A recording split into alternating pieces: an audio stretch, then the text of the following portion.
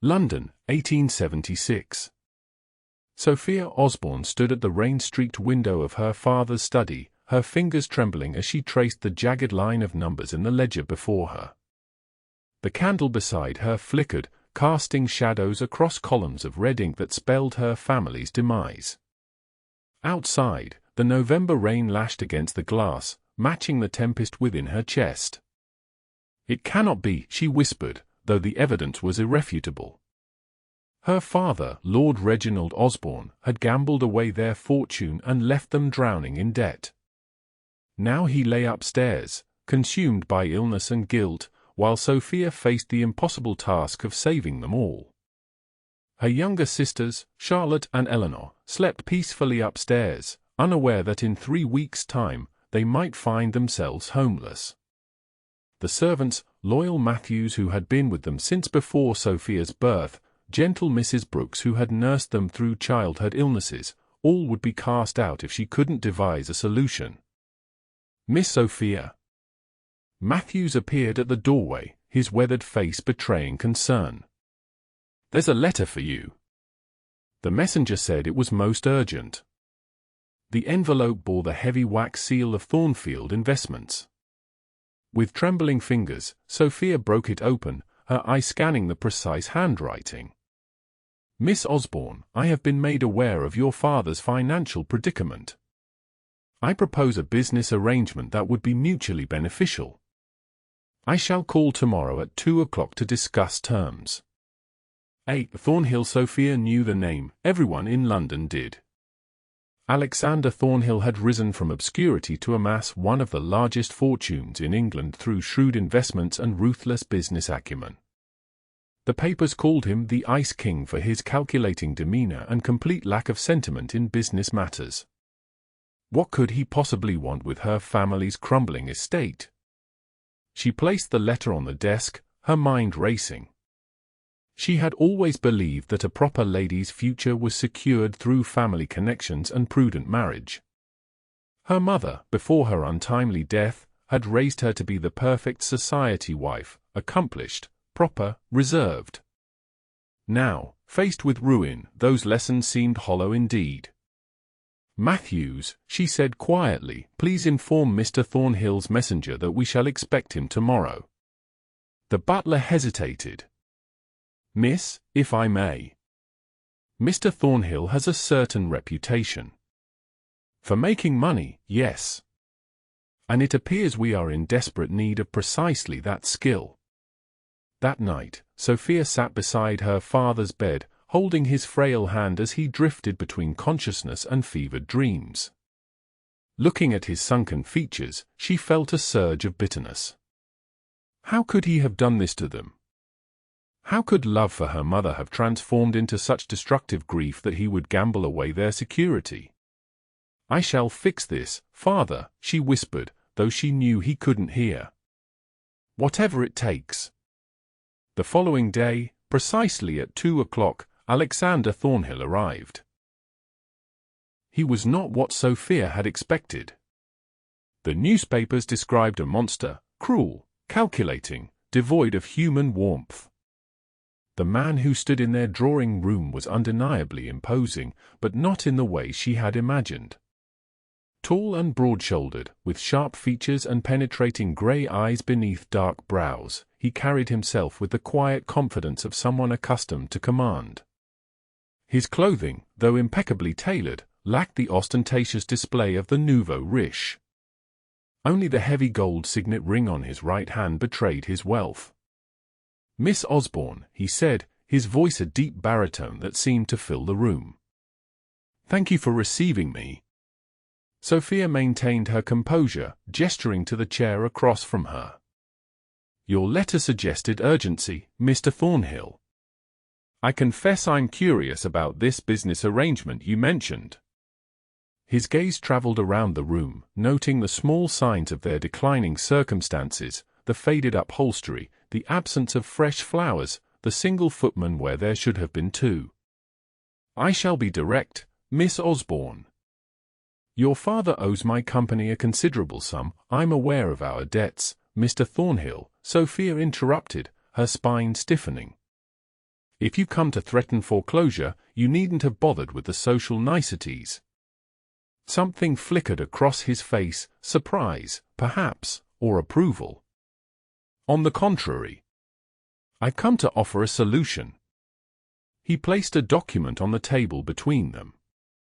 Sophia glanced down and saw figures that made her heart skip. Enough to clear all their debts, with sufficient remainder to maintain the estate indefinitely. Why would you offer such a sum? She asked, suspicion coloring her voice. What could we possibly have that would be worth so much to you? His gaze held hers steadily. Marriage, Miss Osborne. The word hung in the air between them, heavy and impossible. I beg your pardon. I am proposing marriage. Your family name and connections, combined with my financial resources, would be advantageous to both parties. Sophia felt as though the floor had dropped away beneath her. You cannot be serious. I am rarely anything but serious, Miss Osborne. But we are strangers. You know nothing about me. I know you are the daughter of Lord Osborne, educated at Miss Harrington's Academy for Young Ladies, accomplished in music and French, and currently facing complete financial ruin. His tone remained even, as if reciting a business prospectus. Most importantly, I know you are pragmatic enough to consider an arrangement that would secure your family's future. Sophia stood abruptly, moving to the window. And what of affection, Mr. Thornhill? Of compatibility? Do these mean nothing to you? They are luxuries, Miss Osborne. Like many luxuries, they are primarily enjoyed by those with the means to afford them. His words struck her like a physical blow, for they echoed her own bitter thoughts during sleepless nights. Love had not saved her parents, her mother had died despite her father's devotion, and that same devotion had driven him to ruin. What good was love against the crushing weight of reality? Why me? She asked finally. Surely with your wealth, you could have your choice of brides. A shadow passed over his features. I require a wife who understands society's expectations but who will not complicate matters with romantic notions. Your situation suggests you might be practical enough to accept such an arrangement. His assessment stung, though Sophia couldn't deny its accuracy. She thought of her sisters upstairs, of their faithful servants, of her father's feverish apologies. What was her pride compared to their welfare? I will need time to consider, she said finally. He nodded once, rising to his feet. You have 3 days, Miss Osborne. After that, I must pursue other options to resolve your father's debt. After he departed, Sophia stood motionless in the center of the room, the proposal document clutched in her hand. For the first time since discovering their financial catastrophe, she allowed herself to weep. 2 days later, she sent her response. They were married by special license in the small chapel on the Osborne estate. There were no guests save Sophia's sisters, their housekeeper, and Mr. Thornhill's solicitor. Sophia wore her mother's ivory gown, hastily altered by Mrs. Brooks the night before. The ceremony was brief, the words spoken with clear precision rather than tender emotion. When Alexander Thornhill slipped the gold band onto her finger, his touch was impersonal, efficient. With this ring, I thee wed, he recited, his expression unrevealing. That evening, after the papers were signed and the debts cleared, Sophia found herself being handed into her husband's carriage, bound for his London residence. Her new home. Your father's health will improve now that his financial concerns are alleviated, Alexander said, breaking the silence as they traveled through the darkening countryside. I've arranged for the best physician in London to attend to him. Thank you, Sophia replied stiffly. It was a kindness she hadn't expected. The Thornhill mansion in Belgravia was everything the gossips claimed, imposing, elegant, and utterly devoid of warmth. As servants rushed to take her modest luggage, Sophia felt like an intruder in what was now supposedly her home. Mrs. Winters will show you to your chambers, Alexander said, already turning toward what appeared to be a study. You must be tired from the journey. And you, husband? The word felt foreign on her tongue. Will you not join me for dinner at least? He paused, seeming almost surprised by the question. I have correspondence to attend to. Perhaps tomorrow.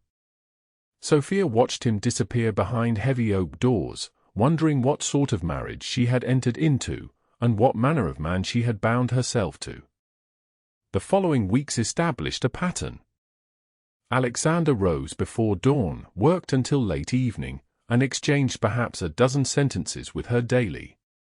They took most meals separately, attended no social functions together, and maintained separate bedchambers. The marriage remained unconsummated, a fact that both relieved and puzzled Sophia. Her days stretched before her, empty and purposeless. The house staff, while respectful, maintained a careful distance. When she attempted to take up traditional household duties, the housekeeper gently informed her that Mr. Thornhill prefers things managed as they have been. One afternoon, exploring the vast house, Sophia discovered a locked room in the east wing. Curiosity piqued, she inquired about it to Mrs. Winters. That was Mrs. Thornhill's private sitting room, the housekeeper answered, her expression carefully neutral. Mrs. Thornhill? You mean there was a previous, the master's mother? She passed some years ago. Before Sophia could inquire further, she was interrupted by the arrival of a caller, Lady Victoria Pembroke, one of London's most notorious gossips. My dear Mrs. Thornhill, Lady Pembroke gushed, her eyes gleaming with poorly disguised curiosity as she surveyed the drawing-room. How delightful to finally meet you! Your marriage caused quite the stir, you know. So sudden. Sophia maintained a polite smile. Indeed. One can hardly blame you, of course. Such a fortunate arrangement, given your father's situation. The woman's voice dripped with insinuation. Though some might wonder at Mr. Thornhill's motives. His avoided matrimony so studiously until now. I cannot speak to my husband's previous considerations, Sophia replied carefully. No, I suppose not. They do say he keeps his own counsel. Lady Pembroke leaned forward conspiratorially. There are such stories about his background, you know. Dreadful rumors about his father and that factory accident. And his poor mother afterward. But perhaps he's shared those details with you. Lady Pembroke, came a cold voice from the doorway. Alexander stood there, his expression thunderous. How unexpected to find you in my home. The woman blanched. Mr. Thornhill. I was just becoming acquainted with your charming bride. Indeed. And now you must be leaving. It wasn't a question. After Lady Pembroke's hasty departure, Sophia faced her husband. What factory accident? What happened to your mother? Nothing that concerns you, he answered sharply. I would appreciate if you did not entertain gossips in our home. She arrived unannounced, Sophia protested. And as your wife, shouldn't I know something of your family history? Our arrangement doesn't require such intimacies, Mrs. Thornhill. His use of her new title felt like a barrier between them. I fulfilled my part of our bargain. Your family is secure. I ask only for discretion and the social appearances necessary for business. Is that all you expect of this marriage? Sophia challenged, her frustration breaking through. Silent coexistence. Something flickered in his eyes, pain, perhaps, or anger. It is all I am capable of offering. He turned to leave, but Sophia stepped forward. What are you so afraid of, Alexander? What secrets are you protecting? He stopped, his back to her. For a moment, she thought he might answer. Instead, he said quietly, "Some ghosts are better left undisturbed." That night, Sophia lay awake, contemplating her strange marriage. Alexander Thornhill was not the cold, calculating monster she had expected. He was something far more complex, a man haunted by something he refused to name. Behind his walls, she had glimpsed flashes of, not kindness, precisely, but consideration. He had saved her family without demanding the physical aspects of marriage. He had provided everything she could need materially, while keeping himself carefully distant. But why? What darkness in his past had shaped him into this isolated figure?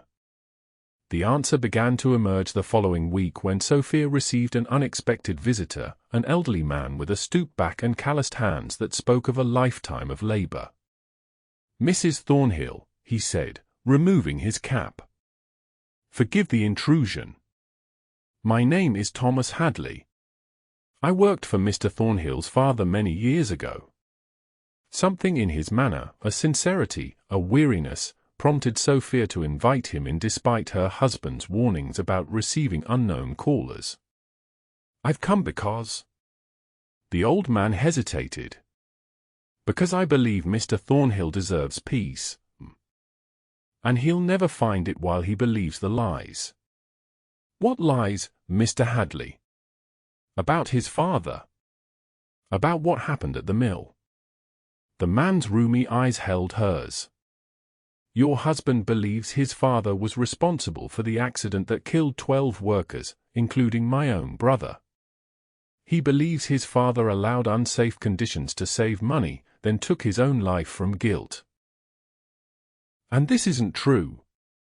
Sophia asked, her pulse quickening. "No, His father was a good man who discovered his partner was cutting corners on safety. He was gathering evidence to present to authorities when the accident occurred. The partner arranged it all, the accident, then making it appear as suicide to cover his crimes." Sophia felt cold. "This partner? Lord Reginald Osborne, Your father?" The room seemed to tilt around her. "No," she whispered. "That cannot be."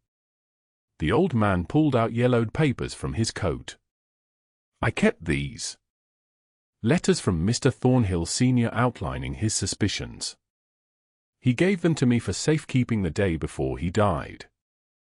With trembling hands, Sophia took the documents. Her father's name appeared throughout, alongside details of safety violations and financial misconduct. "Why are you telling me this now?" she asked, her voice barely audible. "I'm dying. Cancer. I can't take this knowledge to my grave." He looked at her imploringly. "Your husband has spent his life trying to make amends for crimes his father never committed. And he's punished himself by denying himself any happiness." After the old man left, Sophia sat motionless, the letters spread before her. Everything suddenly made terrible sense: Alexander's isolation, his bitterness, his marriage to the daughter of the man he must believe had destroyed his family. But why marry her at all? Was it some elaborate revenge? Yet he had saved her family from ruin rather than destroying them as he easily could have. Unless some part of him had wanted to break the cycle of vengeance. The door to the study opened, and Alexander stood framed in the doorway, his face pale as he stared at the papers on the table. "Where did you get those?" he asked, his voice dangerously quiet. "Thomas Hadley brought them." Sophia rose to her feet. "Alexander, your father was innocent. Mine was the guilty one." His laugh was harsh, broken. "And now you know why I married you. Poetic justice, isn't it? The Osborne fortune returning to the Thornhills. Is that the only reason?" she challenged, stepping closer. "Was it only revenge that drove you? What other reason could there be?" His voice was bitter. "Love at first sight, perhaps?" A belief in fairy tales? No, Sophia said quietly. Perhaps it was exhaustion. Perhaps some part of you wanted the cycle to end. Perhaps in saving my family instead of destroying them, you were trying to be different from what you believe your father's enemies to be. Alexander turned away, but not before she saw the raw pain in his eyes. My mother died of grief after my father's suicide. I was 10 years old. I built everything I have to clear his name, to prove he wasn't what they claimed. And now you know he wasn't, Sophia said gently. These letters prove it. They prove nothing except that he suspected your father. There's no evidence, I believe them, Sophia interrupted. And I'm sorry, Alexander. More sorry than I can express for what my father may have done. He looked at her then, truly looked at her, as if seeing her for the first time. How can you stand there and apologize for him? How can you believe a stranger's accusations against your own blood? Because I know my father, Sophia whispered. I know his weakness, his desperation after my mother died. I've seen what grief drove him to do to his own family. She took a deep breath. And because I know you, Alexander. I've watched you these past weeks. A man bent solely on revenge wouldn't have been so careful with my feelings. Wouldn't have left my bed untouched rather than use me as your father was used. Alexander's composure cracked, revealing the wounded soul beneath.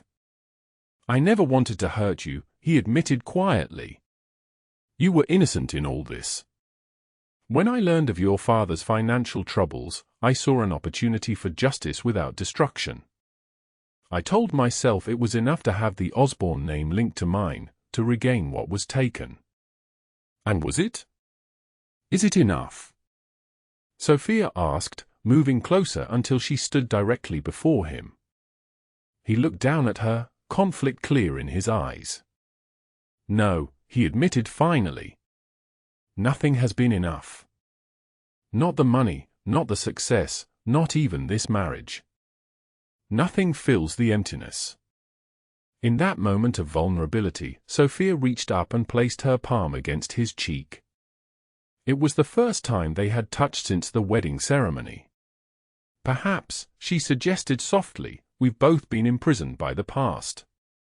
You by your father's false disgrace, me by believing security could only come through the proper channels, the proper appearances.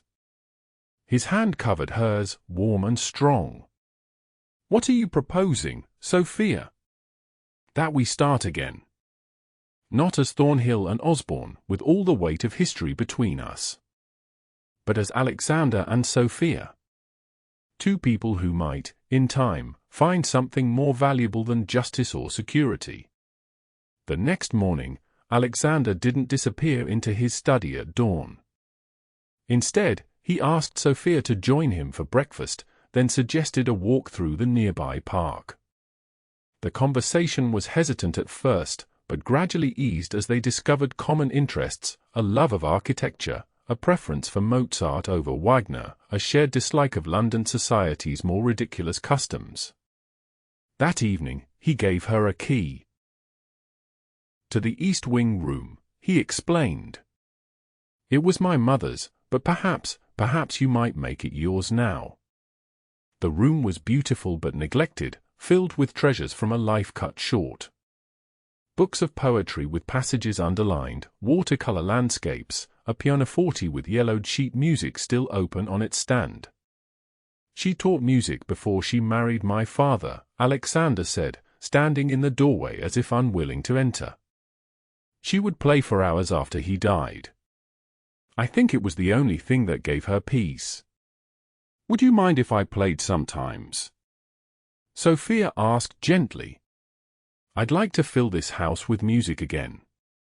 His smile was small but genuine. I think she would have liked that. In the weeks that followed, a tentative warmth began to grow between them. Alexander worked shorter hours, joining Sophia for meals and evening walks.